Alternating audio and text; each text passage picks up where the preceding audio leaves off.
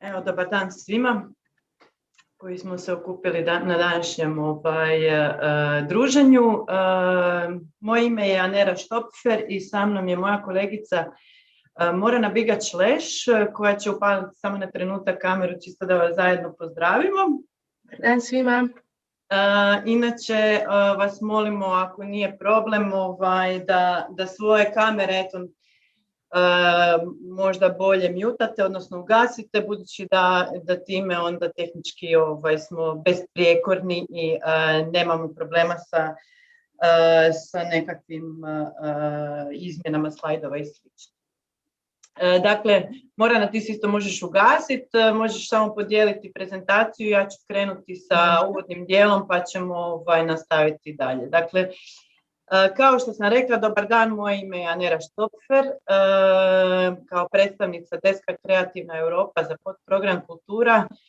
Danas ćemo zapravo ovih sat vremena iskoristiti kako bismo prešli najvažnije informacije o trenutno 6 otvorenih poziva kroz podprogram Kultura. Sad, mi danas trebamo biti dovoljno informativni za sve vas koji ste s nama prvi put, ali isto tako moramo biti dovoljno interesantni i intrigantni za sve vas koji ste verzirani u pisanju prijava. Prema profilu prijavljenih sudionika uistinu je raznolika ekipa danas ovdje sa nama. I htjeli bismo ovim putem isto tako zahvaliti svima koji su se odazvali. Mi smo poslali pozive na 100, znači 98 zapravo adresa. Trenutno je više od 50 ljudi sa nama. Svi koji nisu slučajno uspjeli nam se priključiti dobit će priliku to zapravo putem video linka koji ćemo kasnije poslati, budući da se ova današnja prezentacija evo snima. Znači, kao što sam rekla, imamo samo sat vremena, nadamo se da će svatko ipak naći nešto za sebe, da ćemo biti dovoljno informativni za ove koji ste s nama prvi put se susrećete s program Kreativna Europa, ali kažem i za stare prijavitelje, jako nam je drago da nas svi zajedno pratite. Naime, nama je potpuno jasno da ovih sat vremena jednostavno nije moguće objediniti sve informacije koje su vama potrebne, koje mi imamo u glavi. Mi već zadnjih mjesec dana prolazimo kroz razne vrste edukacija i vi sami ste imali prilike neke od njih popratiti. Ono što bismo mi danas uistinu htjeli, napraviti jedan panoramski razgled, potruditi se podijeliti s vama sve ono što smatramo da je ključno, znači od linkova na pojedine edukacije pa do razmišljanja koje smo mi same posložile kroz sve ove dane i mjesece.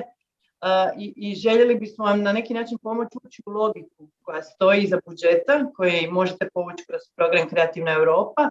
Tako da na samom početku ja ću dati jedan okvir, osnovne principe koje se trebate voditi kada promišljate općenito svoje projekte.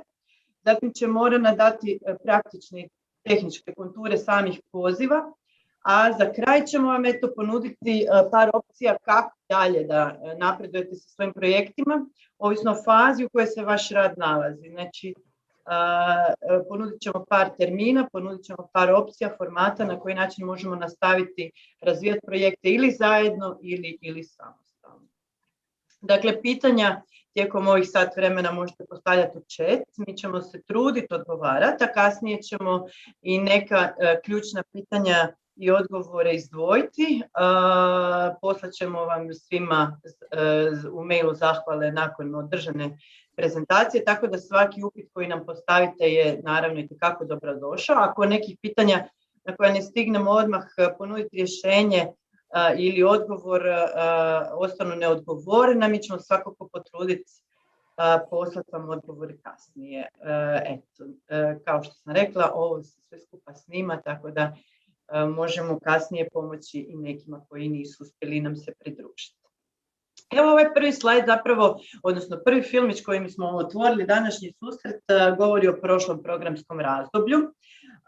U prošlom programskom razdoblju, kao što ste već vidjeli, hrvatski korisnici su povukli kroz 4 osnovne natječajne kategorije malo manje od 80 milijuna kuna.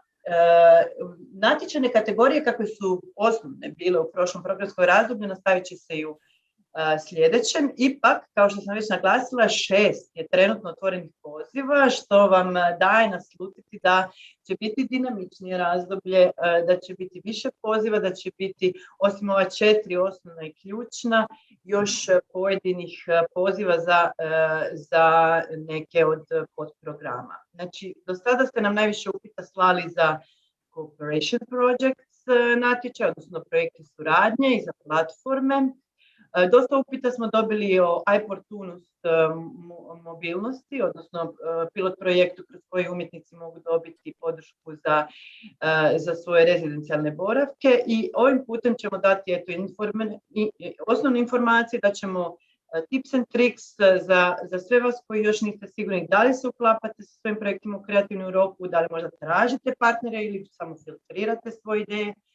A nakon današnjeg susreta, kao što sam rekla, objavit ćemo i hodogram kako dalje možete nastaviti sa razvojem svoje ideje uz našu pomoć ili bez nje. Evo, ključni poziv za koji najviše interesa pokazujete su projekti suradnje, to su Cooperation Projects, samo mala kratka insinuacija. Dakle, kao što ste možda naišli već na informacije kroz bilo naše platforme ili ste možda čitali guidelines-e, ovaj novi projekt, odnosno program Kreativna Europa se proširio u smislu projekata suradnje. Osim što je povećan budžet, mali projekti suradnje i veliki projekti suradnje dobili su 3. kategoriju, a to su srednji projekti suradnje. Znači, za male očekivani broj prijava je 400, očekuje se da će se podržati oko 100 njih, za srednje očekuje se da će biti 150 prijava, da će biti podržano 20, dok za velike se očekuje da će biti čak 100 prijava, da će biti podržano 10 njih. O samim detaljima će vam Morana reći kasnije, a ja bih samo zamolila Moranu da mi pomakne na drugi slajd, pa da samo upozorim još na jednu činjenicu. Naime, kao što znate, a kasnije će vam Morana isto tako dati neke informacije o samim postocima sufinanciranja od strane Europske unije, vas Europska unija za te iste projekte suradnje, a i za druge natječajne kategorije ne sufinancira u potpunosti. Zato bih samo ovdje voljela istaknuti za sve vas koji se možda prvi put susrećete sa nama, da je Ministarstvo kulture i medija Republike Hrvatske jedno od 12 zemalja, odnosno institucija koje podupiru projekte koji prođu jednom kada prođu na Kreativnoj Europi. Mi kao desk Kreativna Europa za podprogram kulture smo trenutno u promišljanju i izradi novog pravilnika o sufinanciranju projekata, tako da evo samo bih htjela dati do znanja svima da će se pravilnik o sufinanciranju projekata raspisati, odnosno nastaviti i dalje, i naše ministarstvo će i dalje podržavati i nastaviti sa dobrom praksom, kao što vidite ova krivulja lijepo pokazuje da se taj iznos sufinanciranja godinama povećava. Što zbog toga što ste vi uspješni u povlačenju sredstava, a što zbog same činjenice da je naglasak na projekte koji su podržani od Kreativne Europe na nivou nacionalnom itekako dobrodošao.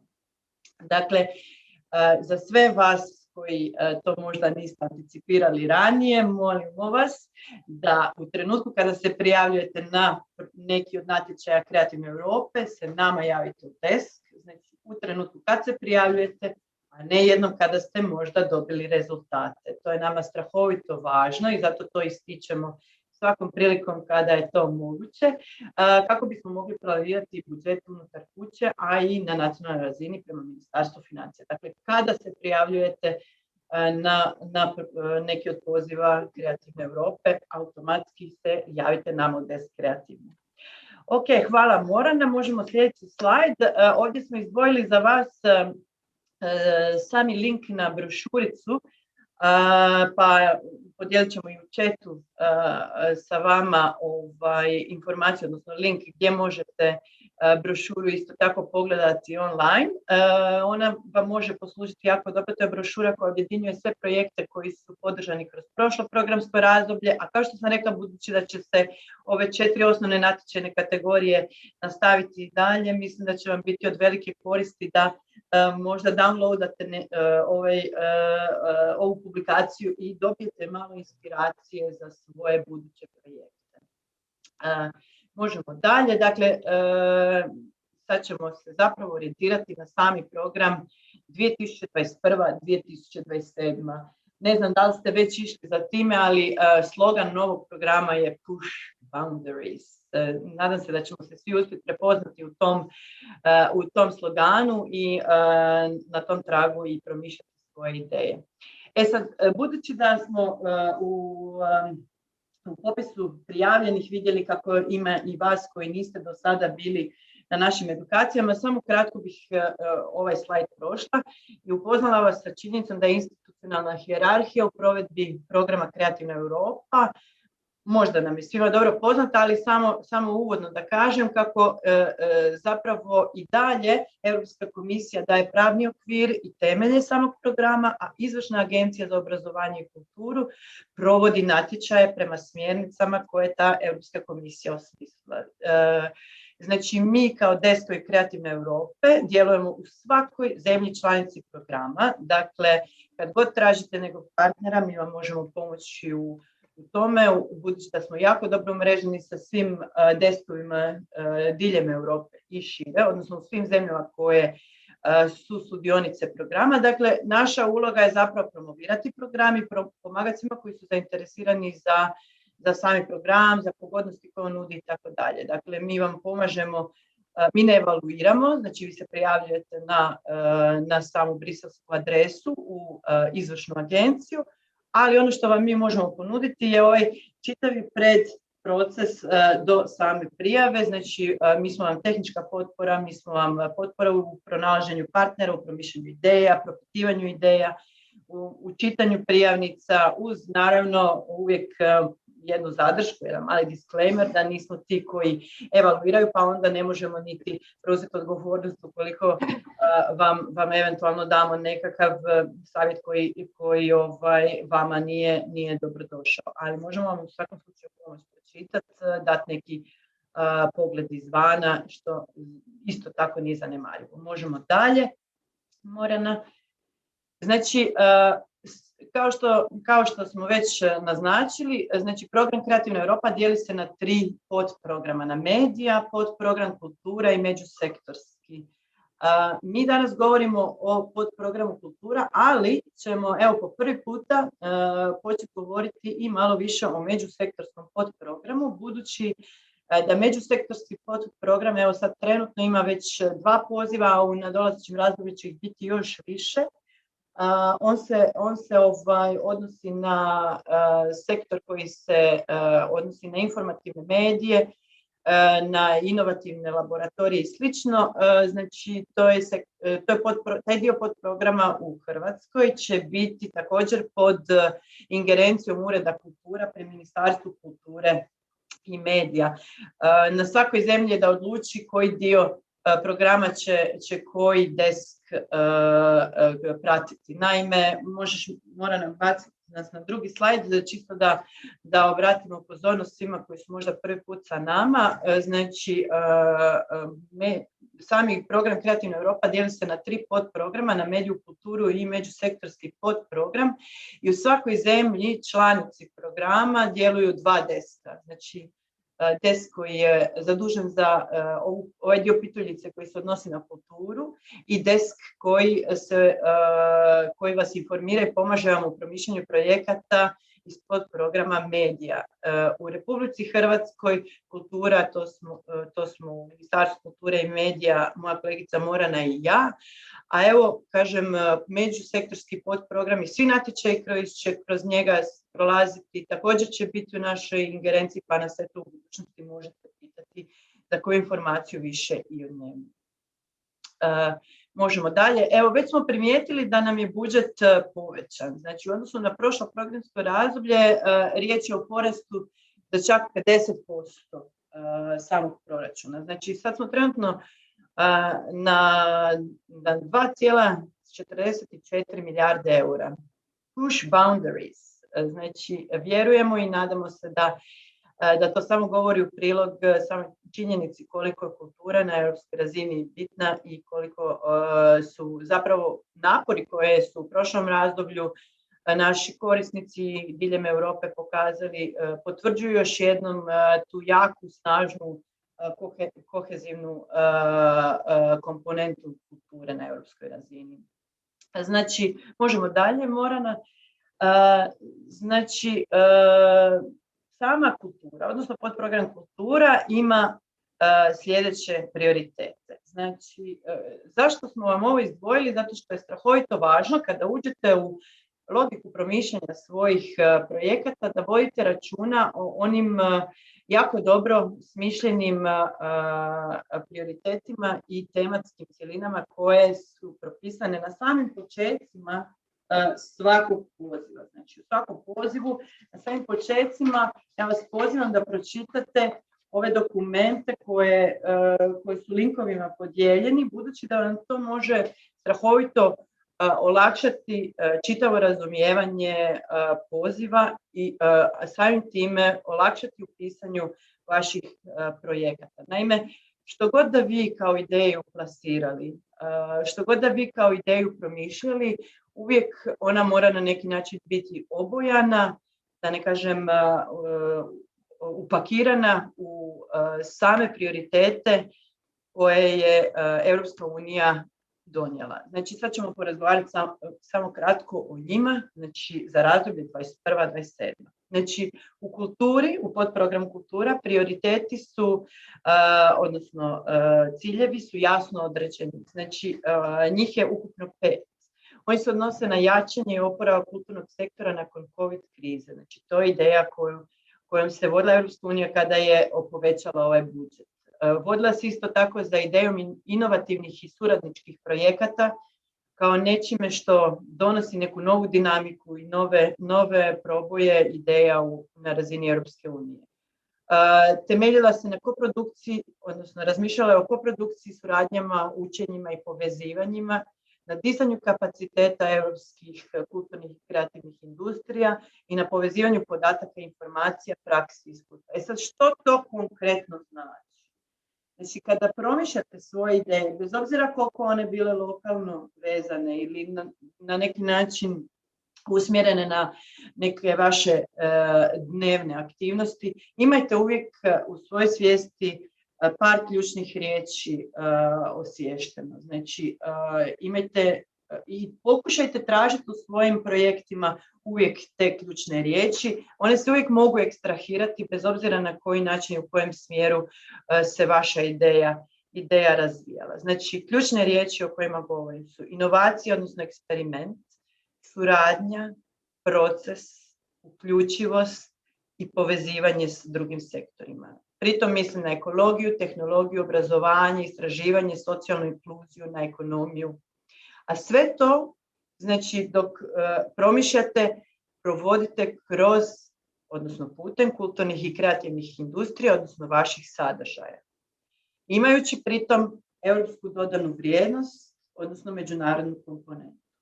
Znači, ukoliko imate kroz svoje aktivnosti promišljene sve ove ključne riječi, vi ste na dobrom putu da dobijete podršku iz Kreativne Europe direkt iz Brisela. Znači, ajmo biti politički nekorektni i reći da je u nekom smislu kultura alat za postizanje boljeg europskog društva. I ako gledate to na taj način, puno ćete lakše anticipirati kako svoju ideju raspisati kroz prijavnicu, odnosno kroz narativ. A kasnije ćemo vidjeti i tehnički kako to sve skupa podebljati. Znači, pritom, ne znam da li je netko od vas bacio pogled na same smjernice, znači sve dok imate ove komponente sadržane u svojim prijavama, na dobrom ste putu da dobijete podršku od Kreativne Europe.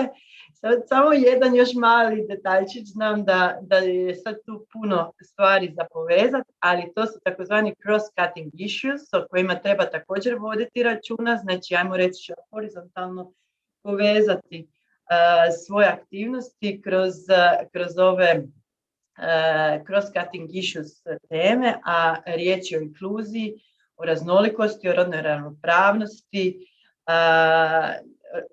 Projekti trebaju biti na neki način usmjereni na stvaranje kulturnog sadržaja za sve publike, posebice za profesionalci i sudionike s posebnim potrebama. Pritom se misli na one koji su suočeni sa nekim socijalnim, zdravstvenim ili geografskim preprekama. Znači, kultura je, ponavljam, alat za postizanje boljeg europskog društva i ako na taj način uđete u promišljanje, na dobrom ste putu. I drugi cross-cutting issue o kojem također trebate voditi računa i na neki način probati ga horizontalno provesti kroz svoju projektnu ideju je okoliš i borba protiv klimatskih promjena, budući da je riječ o našoj zajedničkoj brizi i to je nešto što je zapravo strahovito važno na razini Europske unije. Mora na moj zadnji slajd, prije nego krenemo na tvoje tehničke detalje, jer ja bih samo htjela još obratiti svima pozornost na te klimatske promjene koje su kroz European Green Deal, odnosno agendu Europske unije, zapravo u skladu sa cjelokupnim europskim proračunom koji je izdvojio čak 30% sredstava upravo za postizanje ciljeva u borbi protiv klimatskih promjena. Dakle, imajući svijest o tome da je na razini Europske unije 30% sredstava odnosno proračunskih određeno za borbu protiv klimatskih promjena i da je Kreativna Europa samo jedan od segmenata, vjerujem da će vam to pomoći u promišljanju svojih ideja. Znači, kada govorimo o tom horizontalnom prioritetu, odnosno temi ekologije, odnosno borbe protiv klimatskih promjena, ne govorimo samo o vašim naznakama kako recimo kroz projekt nećete koristiti puno printanih materijala i slično, nego trebate malo uvijek promišljati šire od tog konteksta, znači pokušati kroz svoj projekt, odnosno kroz sadržaj, ponuditi neki komentar ili neku kritiku koja je vezana na trenutnu situaciju u smislu Green Deala, odnosno borbe protiv klimatskih promjena. Evo, čisto vam dajem to kao jedan od smjerova razmišljanja. Znači, kada promišljate svoje projekte, svakako trebate imati i tu svijest negdje inkorporiranu. Podijelit ćemo sa vama, ako Morana već nije, ja ću sad kad ona preuzme riječ, i link na jednu konferenciju koja je održana na temu Europskog Bauhausa. Budući da je Ursula von der Leyen, evo, tamo možete čuti njezinu uvodnu riječ i to će vam sigurno pomoći u razumijevanju toga na koji način treba promišljati New European Bauhaus i cijelu ovu Green Deal agendu Europske unije. To je nešto o čemu treba svakako voditi računa, jer osim onih zadanih prioriteta i smjerova kretanja u promišljanju ideje za kreativnu Europu, trebate svakako imati i Green Deal komponentu. Znači, ključan je Bauhaus. Kada govorim, samo za kraj, evo, pada mi na primjer jedan zanimljiv i trenutno aktualan primjer na koji način tretirati svoju ideju. Može se ona i tretirati kroz sadržaj, može se tretirati kroz samu tehničku izvedbu, ali evo, kao sadržaj pozivam vas da možda bacite pogled na Jelsa Art Biennale koji se trenutno provodi na Hvaru, gdje je više od 30 europskih kustosa kroz Magic Carpets platformu prisutan. Oni primjerice trenutno imaju jedan jako zanimljiv koncept i aktivnost koja je vezana upravo za pitanje okoliša i za pitanje same borbe protiv klimatskih promjena. Znači, jedan madridski kolektiv je trenutno u procesu skupljanja na otoku plastičnih vrećica kako bi od njih, znači 3500 vrećica, skupljaju kako bi od njih napravili jednu umjetničku instalaciju. Znači, to će biti na neki način njihov, osim što je sadržajno vezan za samu aktivnost i za umjetnički rad, to će biti jedan njihov komentar, odnosno kritika, odnosno buđenje svijesti što lokalnog, što europskog stanovništva o tom problemu našeg, koji nas se svih skupa tiče, o problemu ekologije. Evo, ja sam dala jedan kratki uvod, nije baš kratki, ali evo, jedan uvod što se tiče samog promišljanja kreativne. Vratit ću vam se malo kasnije. Pozivam sada Moranu da nas provede kroz tehničke uvjete. Hvala, Anera. Dobar dan. Samo kratko, budeš, Anera, podijelila ove linkove jer radi šeranja skrina nisam uspjela. Može, ja ću sada ugasiti kameru i krećem u chat. Molim te. Ok, male tehničke stvari. Pa bacimo se mi na pozive. U podprogramu Kultura većinu ste čuli. Što se tiče ovih općih ciljeva i općih prioriteta programa, ja ću vas sad provesti kroz sve natječaje na način da sad nekim tehničkim smjernicama sa nekakvim linkovima i u biti proći ćemo ih sve jako šturo, jer ćemo, vidjet ćete na kraju, konkretno o određenim pozivima imati i posebne webinare. Danas smo zapravo željeli vam dati potpuni pregled trenutnog stanja kreativne Europe i što ona trenutno nudi. Ovako, krenut ćemo sa europskim projektima suradnje, s obzirom da je to najpopularniji poziv ovog podprograma. Vjerojatno već znate, međutim treba ponoviti da se potpora za europske projekte suradnje odnosi na transnacionalne projekte koji uključuju kulturne i kreativne organizacije iz različitih zemalja koje naravno sudjeluju u programu Kreativna Europa.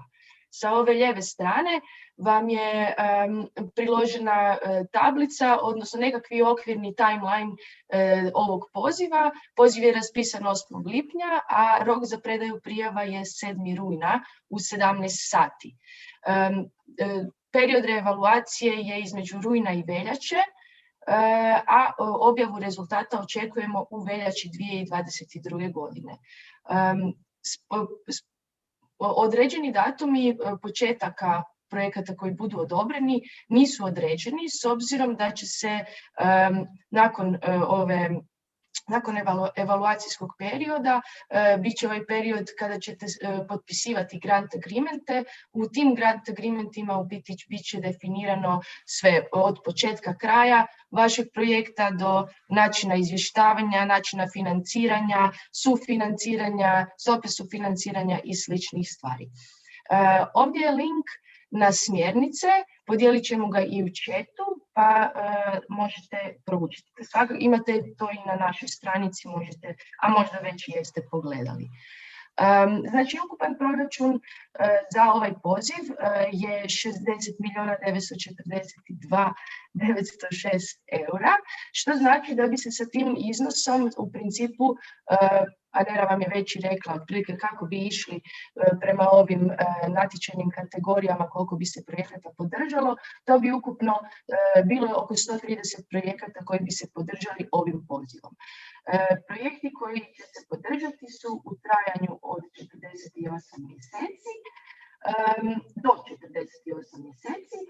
Ovaj poziv pruža mogućnost za koprodukciju, suradnju, eksperimentiranje, inovaciju, mobilnost, razmjene iskustava i razmjene znanja. Najveća novost ovog poziva, kao što vam je već otkrila Anera, je ova natječajne kategorije koje su, za razliku od prošlog programa, podijeljene u 3. Tu imamo manje projekte suradnje, kao što vidite, srednje projekte suradnje i velike projekte suradnje. Za manje projekte suradnje predviđen je iznos sufinanciranja od 200.000 eura sa stopom sufinanciranja od 80%, a a projekti koji će se prijavljivati trebaju imati najmanje 3 partnerski konzorciji koji će prijavljivati svoje projektne prijedloge, trebaju imati najmanje 3 organizacije iz 3 različite države. U srednjim projektima suradnje iznos sufinanciranja je do 1.000.000 eura sa stopom sufinanciranja od 70%, pri čemu partnerski konzorcij treba biti sastavljen od 5 organizacija iz 5 različitih država. U posljednjoj natječajnoj kategoriji, odnosno velikim projektima suradnje, iznos sufinanciranja iznosi 2.000.000 eura sa stopom sufinanciranja od 60%, gdje partnerski konzorcij treba biti sastavljen od najmanje 10 organizacija iz 10 različitih zemalja koje sudjeluju u ovom programu. Cilj ovog, to jest u ovom pozivu. Cilj ovog poziva je osigurati bolji pristup europskoj kulturi i umjetničkim dijelima, što znači transnacionalna cirkulacija dijela i umjetnika, te promocija inovacije i kreativnosti. To su dva cilja za koje ćete se morati u prijavnici opredijeliti za jednog od ta dva. Nevezano ako se možda nekakve aktivnosti i preklapaju, vi se morate opredijeliti za jedan.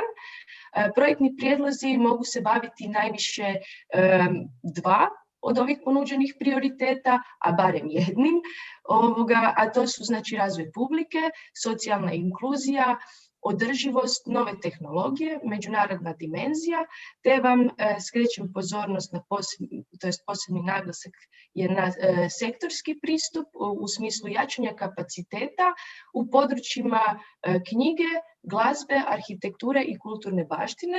O tome ste čuli već i u prvom dijelu. Veliki naglasak je na tom sektorskom pristupu gdje će se zapravo projekti koji će se baviti ovim prioritetom, za njih je namijenjeno 10% cjelokupnog ovog proračuna za ovaj poziv. Također skrećem pozornosti na cross-cutting issues, poput socijalne inkluzije, rodne ravnopravnosti i ekološke održivosti, koji su zapravo ključni prioriteti Europske unije i budu se protezali kroz gotovo sve pozive ovog programa. Dalje, što se tiče tehničkih uvjeta, u principu su više manje isti, stoga smo na kraju ovoga izdvojili poseban slajd sa tehničkim uvjetima za prijavu. Što se tiče europskih mreža i europskih mreža kulturnih i kreativnih organizacija, također je nekakvi okvirni timeline sa ove lijeve strane. Rok za predaju prijava je 26. kolovoza u 17 sati, a ova potpora odnosi se na transnacionalne projekte koji uključuju kulturne i kreativne organizacije iz različitih zemalja koje sudjeluju u ovom programu. Pružit će se potpora kulturnim organizacijama koje predvode predstavničke mreže europskih kulturnih organizacija, a koje su temeljene na članstvu i koje pokrivaju širok raspon zemalja sudionica ovog programa.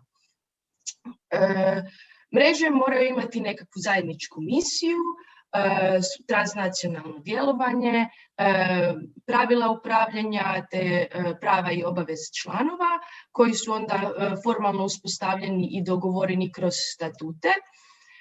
Mreže trebaju biti sastavljene od koordinacijske organizacije i njezinih članova. Recimo, za razliku od prošlog programa, u ovom pozivu nije raspisano, nije ograničeno koliko partnerski konzorcij treba sadržavati organizacija. Naravno, najmanje ih mora biti 3 kako bi činio partnerski konzorcij, međutim, prije bio broj od nekakvih 10-15 članova, odnosno partnera u ovim projektima, to sada nije nigdje napisano tako konkretno. Procjena je da će se sa ovim ukupnim proračunom podržati oko 30 mreža gdje bi zapravo europska potpora za svaku mrežu, po mreži iznosila maksimalno 825.000 eura sa stopom sufinanciranja od 80% u trajanju od 3 godine. Cirkulacija europskih književnih djela, još jedan dosta popularan poziv, a i specifičan. Također sa lijeve strane vidjet ćete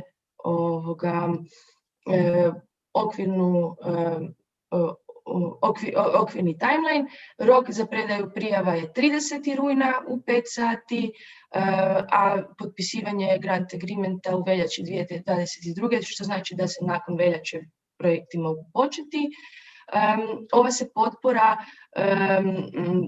Ova potpora će podržati projekte koji se bave prevođenjem, objavljivanjem, distribucijom i promocijom književnih djela. Cilj ovog poziva je jačanje transnacionalne cirkulacije i raznolikosti europskih književnih djela. Posebno se potiču prijevodi sa manje korištenih jezika na engleski, njemački, francuski i španjolski. Zatim razvoj nove publike za europska književna djela u Europi, ali i šire, te jačanje konkurentnosti književnog sektora poticanjem suradnje unutar sektora. Ovaj poziv s ovim ukupnim proračunom od 5 milijuna eura namjerava podržati oko 40 projekata koji bi bili u trajanju do 36 mjeseci. Jedna novost je da ove projekte u ovom pozivu mogu prijavljivati kao do sada i samostalni prijavitelji, a mogu prijavljivati i partnerski konzorciji. Također novost je da se i ovaj poziv dijeli na 3 natječajne kategorije: manji projekti, srednji projekti i veliki projekti. Za manje projekte europska potpora iznosi do 100.000 eura sa stopom sufinanciranja od 30%, koja zahtijeva prijevode do 10 različitih naslova. U srednjim projektima gdje je potpora 200.000 eura, stopa sufinanciranja je do 40%, a podrazumijeva projektne prijedloge koji u okviru kojih se prevodi do 20 različitih naslova. Te veliki projekti za koje je predviđena europska potpora 300.000 eura sa stopom sufinanciranja od 30%, gdje je minimalan broj prevođenih naslova 21, znači 21 plus za velike projekte suradnje. Prihvatljivi ovim pozivom, svaki projekt mora se temeljiti na zdravoj uredničkoj i promocijskoj strategiji koja će obuhvaćati paket od najmanje 5 prihvatljivih naslova prevedenih s prihvatljivih jezika. Znači,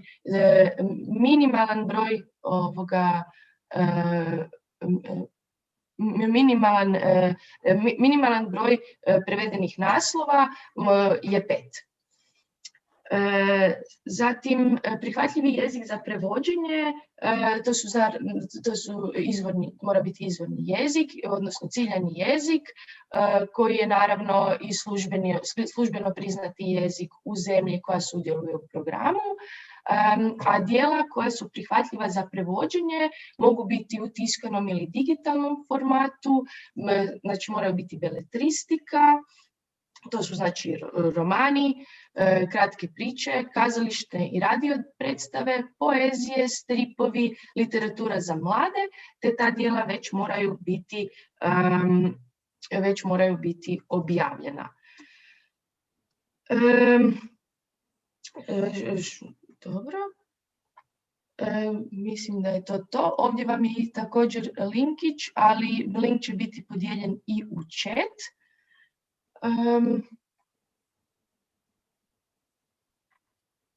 Dobro, sad smo na europskim platformama koje služe za promociju umjetnika u nastajanju.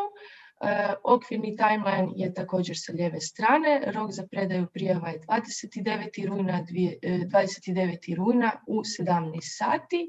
Potpisivanje grant agreementa očekuje se do kraja ožujka 2022. kada će vjerojatno i platforme moći krenuti.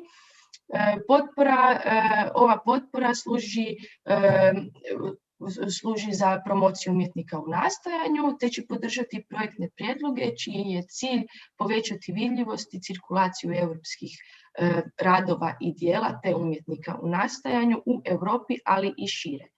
Cilj ovog poziva je povećanje pristupa i sudjelovanja umjetnika u nastajanju na kulturnim događanjima i aktivnostima što uključuje i razvoj publika. Ovakvi projektni prijedlozi trebali bi biti dizajnirani da doprinose provedbi prioriteta politika Europske unije u području kulture, što smo već spomenuli, onih cross-cutting issues. Zatim, za ovaj poziv osigurana su sredstva od ukupno 33 milijuna eura, što znači da će se podržati otprilike 15 platformi koje nastojat će da sve podržane platforme pokrivaju što više različitih kulturnih i kreativnih sektora. Potpora koju je moguće ostvariti po platformi je 2 milijuna i 100 tisuća eura sa stopom sufinanciranja od 80%, a za projekte odnosno platforme koje su u trajanju od 36 mjeseci. Maksimalni iznos bespovratnih sredstava kao i stopa sufinanciranja te ukupni prihvatljivi troškovi i slične takve pojedinosti bit će utvrđene kao i u drugim natječajima grant agreementom koji će se potpisivati i kojeg ćete stvarati nakon što se prođe evaluacija. S obzirom, htjela bih samo napomenuti još dvije stvari, znači partnerski konzorcij, vodeća organizacija koja prijavljuje projekt i koja mora imati partnerski konzorcij sastavljen od minimalno 11 organizacija, koje su naravno članice, koje djeluju u zemljama koje su članice programa, što znači da ih vodeća organizacija plus tih 11 moraju biti iz 12 različitih zemalja. S obzirom da je primarni cilj ovog poziva zapravo podrška umjetnicima u nastajanju te razvitak njihove karijere, ovi projektni prijedlozi morat će uspostaviti platformu koju morat će imati zajedničku nekakvu koordiniranu umjetničku strategiju za prepoznavanje i predstavljanje europskih umjetnika u nastajanju te njihovih djela izvan granica njihovih zemalja. Zatim pružiti financijsku potporu kako bi se organizacijama članicama pomoglo u povećanju raznolikosti, europske dimenzije i vidljivosti programa te u povećanju broja podržanih umjetnika u nastajanju. Navesti u prijedlogu, zapravo vi trebate kroz cijeli taj projektni prijedlog navesti vašu definiciju umjetnika u nastajanju u dogovoru sa organizacijama članica, a u skladu sa projektom i kulturnim sektorom u kojem će ta platforma djelovati.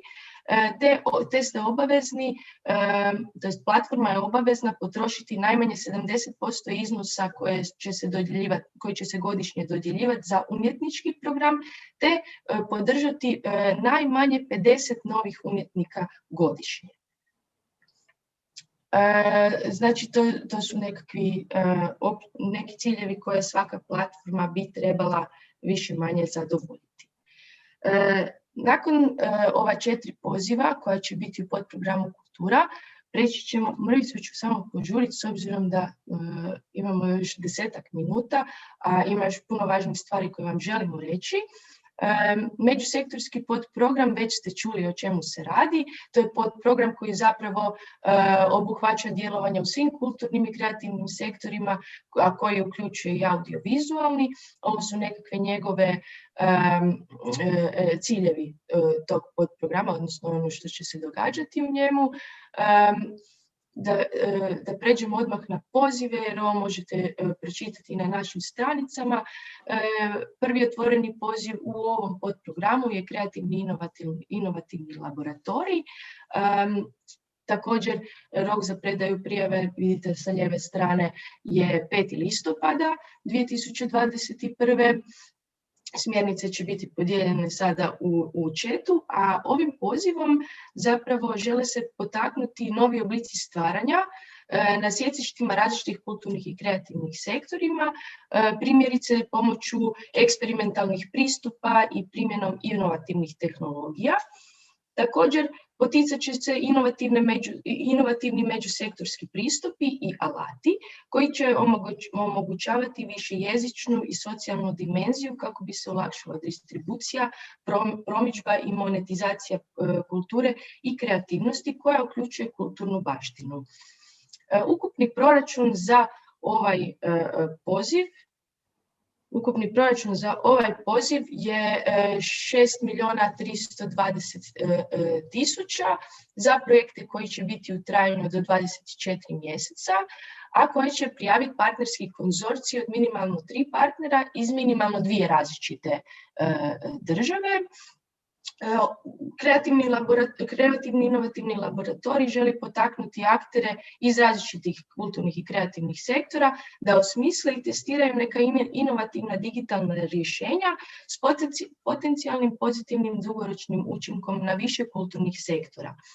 Ovo su neki očekivani aktivnosti koje će se podržati kroz ovaj poziv su znači dizajn, razvoj i testiranje inovativnih alata i modela, te rješenja koji su primjenjivi u kulturnim i kreativnim sektorima, a cilj je poticanje konkurentnosti, suradnje te cirkulacija vidljivosti, dostupnosti, raznolikosti i povećanje publike u svim sektorima.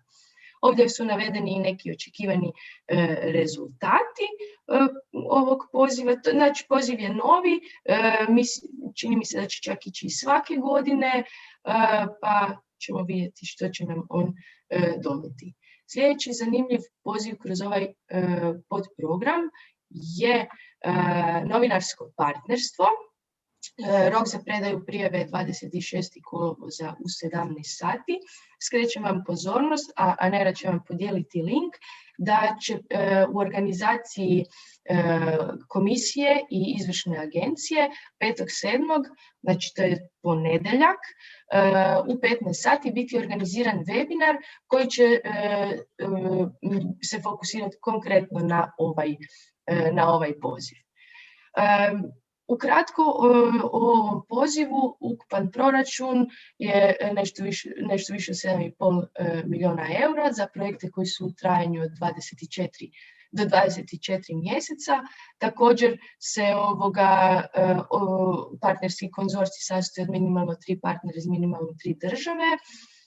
Ovaj poziv je u principu napravljen kako bi se na neki način odgovorilo na trenutno stanje europskog sektora informativnih medija, te kako bi se podržali visoko kvalitetni standardni medijske proizvodnje. Cilj ovog programa je u principu pomoći cijelom europskom sektoru informativnih medija da postane održiviji i izdrživiji u trenutnom okruženju, te bitno je naglasiti koji su prihvatljivi prijavitelji. Znači, to su, mogu sudjelovati bilo koje neprofitne javne ili privatne medijske kuće, kao i druge organizacije koje se bave medijskim informiranjem, što uključuje medijske udruge, nevladine organizacije, neke novinarske fondove itd. Projektni prijedlozi bi trebali obuhvaćati jedan ili možda čak i oba od ova 2 prioriteta, koji su poticanje suradničke poslovne transformacije ili poticanje projekata suradničkog novinarstva. Više o svemu pozivam vas kogod je zainteresiran za prijavu na ovaj poziv da sudjelujete na ovom webinaru, gdje će sigurno biti puno više malo ovih tips and tricks i insajderskih informacija vezano za ovaj poziv. Još jedan užasno bitan slajd koji ne želim preskočiti su tehnički uvjeti. Također, svi projektni prijedlozi kroz sve ove natječajne kategorije ocjenjivat će se prema ove 4 osnovne kategorije koje su bile i u prijašnjem programu. Međutim, kako bi vaš projekt prošao, potrebno je prijeći pojedinačni bodovni prag po ovim kategorijama, ali i ukupni bodovni prag. Ukupni bodovni prag svuda je u principu 70 od 100 bodova, međutim što se tiče pojedinačnog bodovnog praga, većinom je on 50%, ali se od poziva do poziva ukupni bodovi se malo razlikuju, negdje 30 bodova, negdje 40, ali na kraju uvijek je na kraju ukupni broj bodova je maksimalni 100.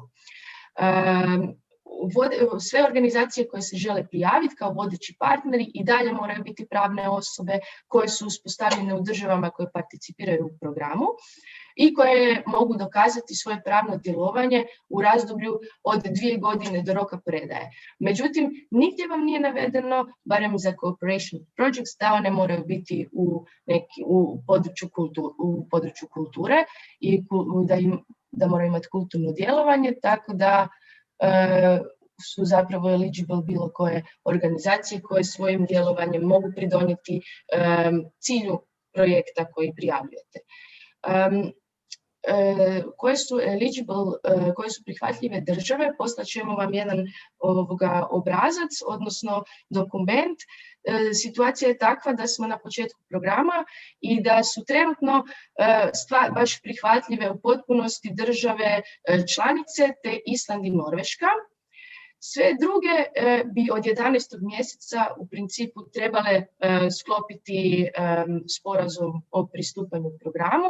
To je plan, većina tih pregovora je već pokrenuta i očekuje se u 11. mjesecu. Međutim, ukoliko razvijate projekt sa nekim organizacijama iz država koje nisu skroz eligible, u ovom trenutku dobro vam je imati tipa backup da vam minimalan broj minimalni broj partnera budu organizacije koje su sigurno eligible, odnosno prihvatljive, a ove druge budu samo dodatne, pa budete vidjeli, to je rizik koji ćete morati uzeti. Želim vas pozvati da, nisam vam spomenula da je od ove godine sve provjeravate na Funding and Tenders Opportunities Portal. Tu ispunjavate prijavnice i to je zapravo sad glavni alat. Kako se njime koristiti, bit će nekakvih edukacija i kod nas u rujnu, međutim do tada pozivam vas da pogledate ovaj linkić koji smo naveli sa lijeve strane, s obzirom da je, ako niste prisustvovali, ovdje zbilja edukacija od A do Ž što se tiče ovog portala. Također pozivam vas, ukoliko niste sudjelovali na Creative Europe Culture Info Day, ovdje je link gdje možete cijelu prezentaciju od strane agencije i komisije pogledati online. Važna stvar su još i načini prijave koji je dosta olakšan, međutim malo je drugačiji. Od sada ćete prijavljivati paušalne iznose, a svoje aktivnosti u svim pozivima organizirati kroz radne pakete. Međutim, to je ipak tema za drugi put. A Nera, mislim da možemo lagano zaključiti.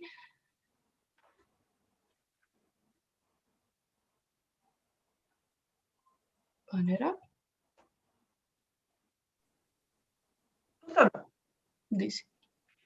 Tu sam. Da, imamo još 2 minute, imamo dosta pitanja, što privatno chat, što javno.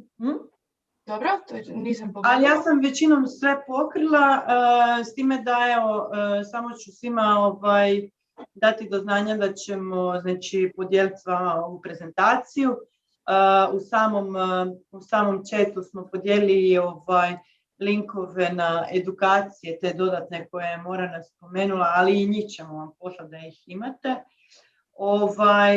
Strahovito nam je drago da je tako veliki interes i kao što sam naznačila i rekla, potpuno nam je jasno da u sat vremena nismo niti, ne možemo pobjeđivati ograničenja fizike i objasniti, niti dotaknuti sve moguće konture ovog programa, ali ono što bismo vam predložili, to je za nadolazeće razdoblje, više opcija, više formata i zapravo više mogućnosti za vas. Znači, odlučili smo, to su zapravo naše djelovanje, odnosno savjetovanje sa vama i razvoj vaših ideja podijeliti u dvije glavne formatske cjeline. Znači, nudit ćemo vam individualne konzultacije ukoliko želite direktno s nama razvijati svoju ideju i nudit ćemo za sve vas koji ćete imati neke tehničke dvojbe da, kako se zove, nam se priključite na nekoj edukaciji. Naravno, uz ove linkove što smo vam poslali gdje možete pratiti naše kolege iz Brisela, mi ćemo to sve skupa isto tako podijeliti sa vama na neki svoj način. Znači, individualne konzultacije smo zamislili u tri faze. Znači, do 9. srpnja možete poslati nam partner search obrazac. Nam možeš podijeliti možda znači, share screen na našu stranicu da svi vide gdje se partner search obrazac nalazi. Njega možete ispuniti, znači vrlo je jednostavnog formata, na našoj stranici pod natječaj partner search obrazac za 2021. Kliknete i ovdje sa desne strane, kao što vidite, evo Morana vam pokazuje, nalazi se jedan formular koji možete ispuniti i poslati nama, znači, na našu mail adresu. Mi potom, ukoliko nemate partnera, ako u potrazi ste za njim, mi ovaj partner search obrazac podijelimo sa svim deskovima s kojima smo umreženi i oni ga onda distribuiraju dalje i pomažu vam pronaći partnere za prijavu na projekte suradnje, na cooperation projects. Dakle, to se skupa do 9. srpnja nam pošaljite da bismo stigli vam naći partnere. Drugi datum koji vam nudimo je da do 26. srpnja nam pošaljete svoje opise projekata pa da vam mi možemo sugerirati u kom smjeru razvijati svoju ideju. Bilo vam pomoći u pronalasku partnera, bilo u nekakvoj razradi daljnje ideje. Do 13. kolovoza vas pozivamo sve koji žele nam poslati cjelovitu prijavnicu da nam ju pošaljete, pa ćemo baciti pogled na nju i dati vam neke, kao što sam rekla, poglede izvana. Uz naravno ogradu da mi nismo ti koji evaluiramo, nego evaluatori u Briselu, ali vam možemo pomoći budući da imamo iskustva i da na neki način zapravo već godinama sudjelujemo u tim projektima, pa vam možda možemo dati neki koristan savjet. Uz to ćemo organizirati 2 puta edukacije. Prva ima konkretan datum, to je petak 16. srpnja, kada ćemo vam dati puno detaljnije i tehnički zahtjevnije informacije vezano za projekte suradnje, odnosno cooperation projects i za poziv vezano za mreže, odnosno networks. A početkom rujna ćemo imati jednu detaljniju edukaciju sa tehničkim pristupom vezano za poziv književnih prijevoda i platformi.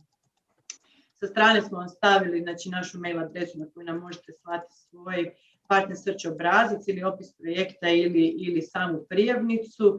Pozivamo vas da pratite i naš Facebook, svakako ga lajkajte pa da vam dolaze informacije o planiranim edukacijama i korisnim linkovima.